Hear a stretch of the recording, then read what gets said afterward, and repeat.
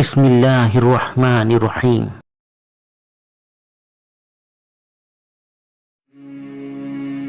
انسان غلطیوں کا پتلا ہے اور کبھی نہ کبھی کہیں نہ کہیں غلطی کر بیٹھتا ہے، تو اللہ تعالیٰ اس کے عوض میں توبہ کی طرف رغبت کرنے کا ارشاد فرمایا، بشرط یہ کہ توبہ کرنے کے بعد وہ گناہ سے گریز کریں جو پہلے سرزد ہوا تھا، اس گناہ کو پھر نہ دہرائیں۔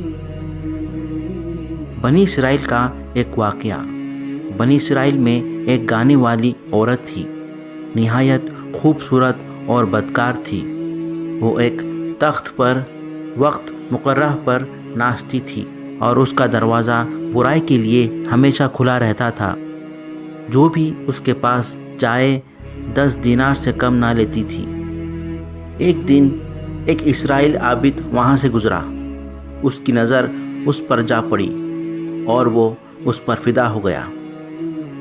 بیچارے عابد کے پاس زیادہ مال و اسباب تو نہ تھا اور نہ ہی اتنی بڑی رقم تھی۔ بہرحال بہت کوشش سے سامان کو فروخت کر کے 10 دینار جمع کیا اور اس عورت کو اس کے طریقے کے موافق ادا کیا۔ وقت مقررہ پر عورت کے پاس پہنچا۔ یکایک عابد کو خدا یاد آ گیا۔ ہائے، میں کیا کر رہا ہوں، پھر اللہ کے سامنے کیا صورت دکھاؤں گا؟ یہ خیال آتے ہی دل میں ہیبت چھا گئی، کانپنے لگا اور چہرے کا رنگ تبدیل ہو گیا۔ عورت نے کہا، تم کو کیا ہوا؟ ایسی حالت کیوں ہو رہی ہے؟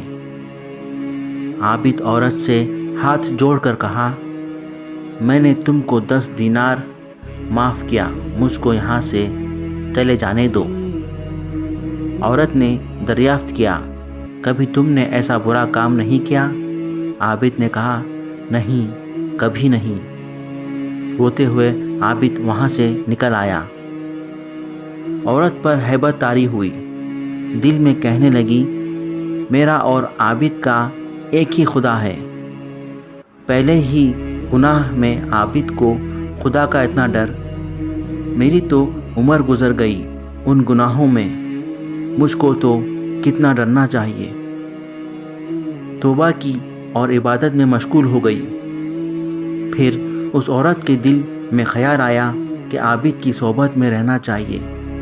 عابد کو تلاش کر کے اس سے نکاح کرنے کا ارادہ کیا۔ عابد کے پاس کافی پریشانیوں کے بعد پہنچی۔